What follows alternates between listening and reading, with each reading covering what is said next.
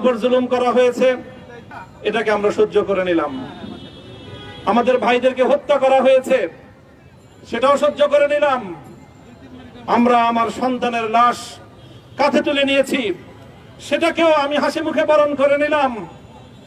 আমাদেরকে অপমান এবং লাঞ্ছনার সব ধরনের ষড়যন্ত্রের সম্মুখীন হতে হয়েছে, সেটাও আমরা হাসি মুখে বরণ করে নিয়েছি। কিন্তু আল্লাহর জমিনে আল্লাহ এবং তার রাসূলের কোনো অসম্মান এক মুহূর্তের জন্য আমরা বরদাস্ত করে নেব না। আমরা আমাদের সর্বোচ্চ ত্যাগ এবং কোরবানি স্বীকার করতে প্রস্তুত রয়েছি, জীবন দিতে প্রস্তুত রয়েছি। আল্লাহর জমিনে আল্লাহর দ্বীনের ঝান্ডা সমুন্নত করেই আমাদের যাত্রা থামবে ইনশাআল্লাহ। হয়তো শাহাদাত, নয়তো খেলাফত ইনশাআল্লাহ। আসসালামু আলাইকুম ওয়া রাহমাতুল্লাহ। আলহামদুলিল্লাহি ওয়া কাফা ওয়া সালামুন আলা ইবাদিহিল্লাযীনা ইসতাফা। আম্মা বা'দ। আউযু বিল্লাহি মিনাশ শাইতানির রাজীম। বিসমিল্লাহির রাহমানির রহিম। লা তাসরিবা আলাইকুমুল ইয়াওম ইয়াগফিরুল্লাহু লাকুম ওয়া হুয়া আরহামুর রাহিমিন। সাদাকাল্লাহুল আযীম। সমবেত প্রাণপ্রিয় তৌহিদি জনতা, বিভিন্ন স্তরের ধর্মপ্রাণ মুসলমান ভাই ও বন্ধুগণ, ছাত্র বন্ধুগণ এবং প্রিয় এলাকাবাসী, আল্লাহ পাক রব্বুল আলামিনের শুকরিয়া আদায় করি। আল্লাহর দ্বীনের কথা বলার অপরাধে, আল্লাহর দ্বীনের বিজয়ের ঝান্ডা এবং কেতন উড্ডীন করার প্রত্যয় ব্যক্ত করার অপরাধে, আল্লাহর জমিনে আল্লাহর দ্বীন প্রতিষ্ঠার আন্দোলনের অপরাধে আমরা অনেক ভাই কারারুদ্ধ হয়েছিলাম। পর্যায়ক্রমে সকলেই আলহামদুলিল্লাহ জিন্দানখানার লৌহ প্রাচীর ভেদ করে মুক্ত জীবনে ফিরে এসেছেন। সর্বশেষ আজ আমার মুক্তির মধ্য দিয়ে 2021 সালে হেফাজতে ইসলাম বাংলাদেশ এবং এদেশের আলেম সমাজের উপর ইতিহাসের অন্যতম এক গভীর ষড়যন্ত্র এবং চক্রান্ত নির্যাতনের যে স্টিম রোলার পরিচালনা করা হয়েছিল, তার আজকে একটি প্রাথমিক অধ্যায়ের পরিসমাপ্তি ঘটল।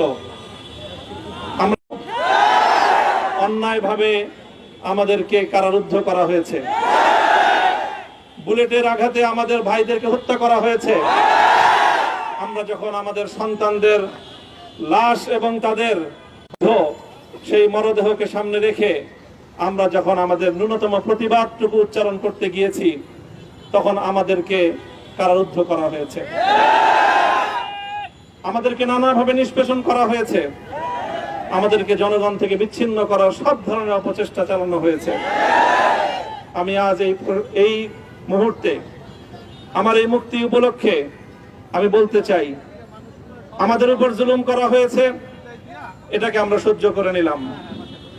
আমাদের ভাইদেরকে হত্যা করা হয়েছে, সেটাও সহ্য করে নিলাম।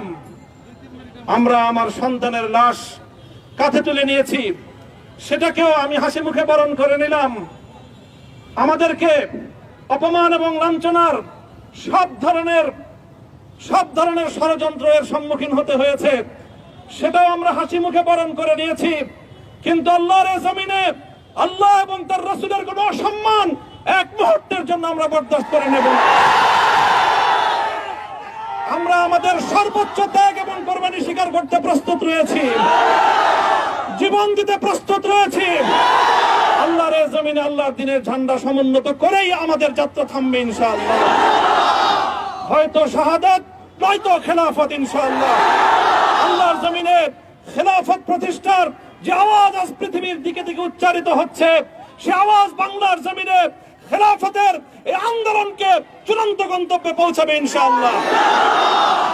আমি বাংলাদেশের আলেম সমাজ, হেফাজতে ইসলাম বাংলাদেশ সহ বাংলাদেশ খেলাফত মজলিস সহ সকল ভ্রাতৃপ্রতিম সংগঠন, সকল ধর্মপ্রাণ, ইসলামপন্থী বিভিন্ন ছোটখাটো মতভেদ, মতবিরোধ, মত পার্থক্যের ঊর্ধ্বে উঠে যারা এলায়ে কালিমাতুল্লাহর এই এক বাণীতে বিশ্বাসী, আল্লাহর জমিনে আল্লাহর দ্বীন কায়েম করতে চাই, আমাদের তাআলাউ ইলা কালিমাতিন সাওয়াইন বাইনানা ওয়া বাইনাকুম, এই এক মন্ত্রে উজ্জীবিত হয়ে আল্লাহর দ্বীনের ঝান্ডা সমুন্নত করবার এই আন্দোলন এবং সংগ্রামে আমি নিজেকে উৎসর্গ করার ঘোষণা করছি। এবং আমার সকল ভাইদেরকে, আমি সকল উলামায়ে কেরামকে এবং ধর্মপ্রাণ মুসলমানদেরকে, ইসলামী নেতৃত্বকে ঐক্যবদ্ধভাবে এই সংগ্রামের ঝান্ডা সমুন্নত করবার, ধারণ করবার আহ্বান জানাচ্ছি। এবং আপনাদের সকলকে আবার শুকরিয়া জ্ঞাপন করছি যে আজকে আপনারা এভাবে আমাকে উৎসাহিত করেছেন, উজ্জীবিত করেছেন। আল্লাহ পাক আপনাদের সকলকে উত্তম বিনিময় দান করুন। আমি আবারও বলছি, আমি আমার আলোচনার শুরুতে কোরআনে পাকের সেই আয়াতটুকু তেলাওয়াত করেছিলাম, হযরত ইউসুফ আলাইহিস সালাতু ওয়াস সালাম কারামুক্তি এবং প্রকৃত যারা অন্যায়কারী ছিল সেই অন্যায়কারীদের স্বরূপ ওনার সামনে উন্মোচিত হয়ে যাওয়ার পর, জাতির সামনে তাদের স্বরূপ উন্মোচিত হয়ে যাওয়ার পর তিনি যে কথা বলেছিলেন, আমিও নবী ইউসুফ আলাইহিস সালাতু ওয়াস সালামের অনুসারী হিসেবে কণ্ঠ মিলিয়ে কথাই বলতে চাই, লা তাসরিবা আলাইকুমুল ইয়াউম, ব্যক্তিগত আক্রোশের প্রতিশোধ আমরা কারো কাছ থেকে গ্রহণ করব না। সকলকে আহ্বান জানাই, মাদ্রাসা, স্কুল, কলেজ, ভার্সিটি, কোন শিক্ষা ব্যবস্থার ছাত্রদের মধ্যে বিভেদ করার নীতিতে মামুনুল হক বিশ্বাস করে না। আসো, স্কুলের ছাত্র আসো, আমার মাদ্রাসার ছাত্র পাশে দাঁড়াও, কলেজ থেকে আসো, ভার্সিটি থেকে আসো, তোমরা হাতে হাত মিলাও, ইনশাআল্লাহ দেশের স্বাধীনতা অক্ষুণ্ণ থাকবে।